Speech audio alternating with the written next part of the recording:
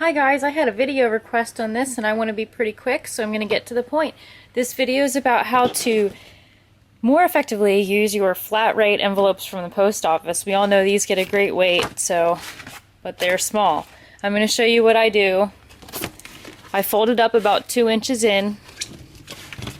I've already made the fold just to make this quick, and then I go in, and when you push down on these corners it'll make another fold.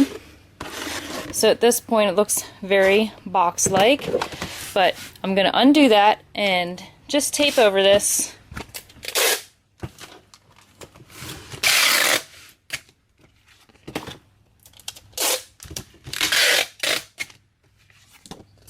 That will make it a little bit more sturdy. So the post office rule says that you have to be able to seal it with their adhesive strip.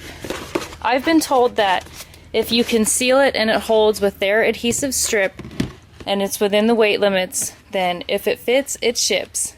And then after it seals, you are allowed to add additional tape because you do have to do your label and whatnot.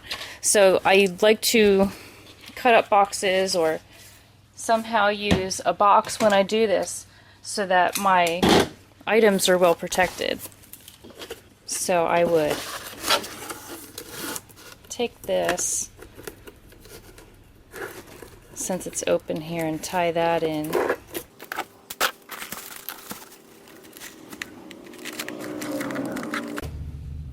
Okay, so when you have your box ready to go into the envelope, you can put it in. If you have extra space, then you can fill it in a little bit with some packing material like peanuts or whatever else. Since I'm just showing an example, this is not an actual order that I'm packing, I'm just going to go ahead and show you the next step. Next, you have to be able to seal it with this adhesive strip. That's the rule for the post office. So what you have to do is kind of fold this in, and you have to pull this down and flatten this so that you can fold this adhesive strip so that it makes contact with your envelope. Press it firmly to seal, just as it says on here, and it's pretty much on there. So if you want to get this more boxy shaping, then you can fold the sides down